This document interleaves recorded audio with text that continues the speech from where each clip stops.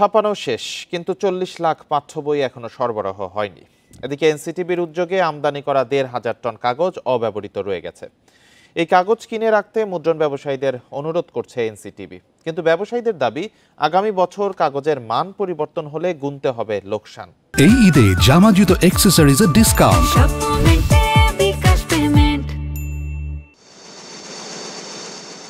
স্বাভাবিক সময়ে বই ছাপাতে 4 থেকে 5 মাস সময় লাগে, সেজন্য আগস্ট থেকে শুরু হয় ছাপানোর কাজ।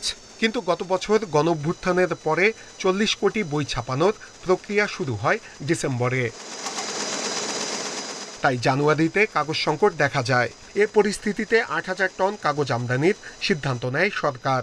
প্রথম ধাপে কাগজ আসে ফেব্রুয়ারির শেষ দিকে, আর 1,500 টন আসে মার্চে। অথচ এর মধ্যে বই ছাপানো প্রায় শেষ। কোনো জায়গায় অতিরিক্ত বই চলে গেছে, সেখান থেকে আমাদের কাছে চিঠি আসছে যে আমাদের কাছে অতিরিক্ত বই চলে আসছে।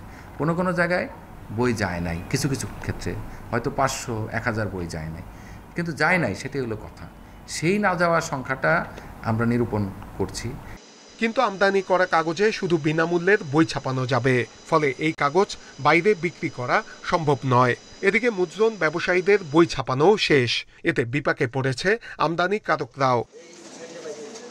আগামী বছরের জন্য কাগজ কিনতে ব্যবসায়ীদের অনুরোধ জানাচ্ছে এনসিটিবি, কিন্তু সে ঝুঁকি নিতে চাচ্ছেন না ব্যবসায়ীরা। আমরা যেহেতু কাগজটা যথাসময় পাই নাই, বাজার থেকে কিনে অনেক বই দিয়ে দিছি। এখন আমাদের উপর চাপ প্রয়োগ করা হচ্ছে বাড়তি কাগজটা নেওয়ার জন্য। বাড়তি কাগজের যে দামটা, এটা বাজারে প্রচলিত এখন দামের চাইতে 10 থেকে 15,000 টাকা টন বেশি। আগামী বছরের যে টেন্ডারে যদি কাগজের স্পেসিফিকেশনের চেঞ্জ হয়, ধরা যাক আমরা যদি অফ হোয়াইট কাগজে যাই, তাহলেও যে কাগজটা আমদানি করা হয়েছে সেটা হাই হোয়াইট, এটা আমরা ব্যবহার করার সুযোগ করে দিব।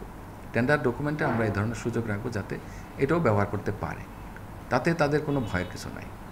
এনসিটিবির তথ্য অনুযায়ী সব বই ছাপানো হলেও 40 লাখ এখনো সরবরাহ হয়নি। নূরে আলম, ইন্ডিপেন্ডেন্ট নিউজ, ঢাকা।